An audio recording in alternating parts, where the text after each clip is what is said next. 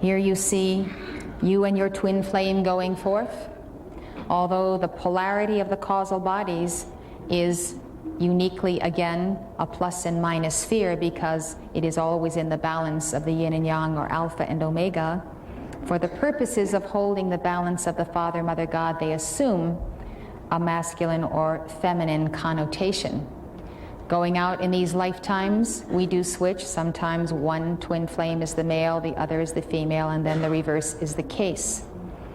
Now, we were destined to be the divine lovers forever, but when we came into the dense spheres, not knowing right and wrong, what happened to us is we started making karma. We got entangled through the great glamour and the sophistication of the fallen angels. We got into other relationships, or we made karma with people of a negative nature, whereby we were required to serve that individual. And as one combination begets another, and one set of karma creates another, we find ourselves geometrically farther and farther apart from the twin flame, until the quest for the divine self is almost equaled, and in some cases greater, in the quest for the beloved, the other half of the divine whole. The sense of incompleteness in this octave makes many people extremely miserable and alone. It is not only because of separation from the twin flame, but because we have to know ourselves as only a part of the whole, to retain that humility, to realize that we have a profound need for God to come into our temple, call him what you will, the deity, the light, the universal presence. And we also have a need for the other half of ourselves. Now, if we were gods complete unto ourselves, we could become the proud and the fallen ones also, because there are none so proud or egotistical as those who think they do not need the help of others, or of a friend, or of God, and so forth. So this meditation we're about to embark upon is the meditation of the soul. The soul resides in your body in the seat of the soul chakra.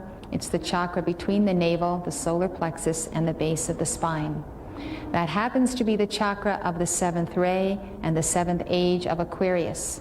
It is a violet chakra. And so because it is the age of Aquarius, that chakra is the one that has the quickening and the heightened sensitivity.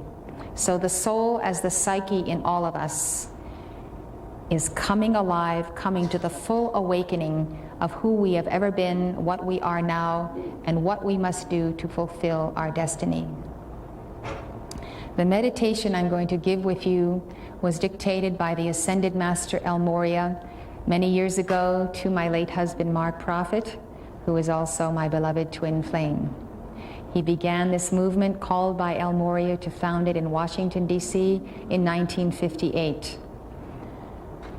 At the same time that I was preparing, knowing I had a mission to bring forth the lost teachings of Jesus and to serve Saint Germain, I came upon him after making calls to the universe, to God, to send Saint Germain to me in Boston, where I was a student at Boston University in 1961.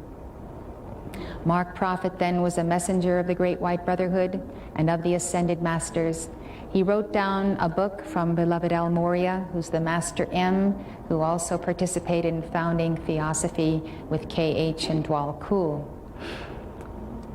El Morya dictated a book called The Sacred Adventure, which is on the will of God, and he is the Lord of the first ray, and he initiates us in the use of the throat chakra, which is the power center.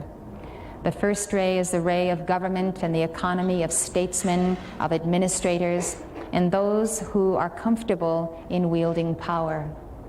El Morya has got to be your beloved friend as he is ours. You surely have known him, whether in his embodiment as St. Thomas More or Becket, or Arthur, King of the Britons, or Abraham. He is that friend and figure to whom all of us relate.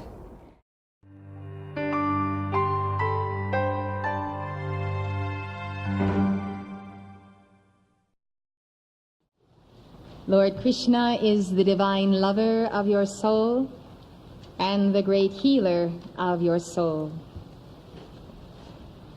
Not only does he heal your soul, but the soul of the entire world.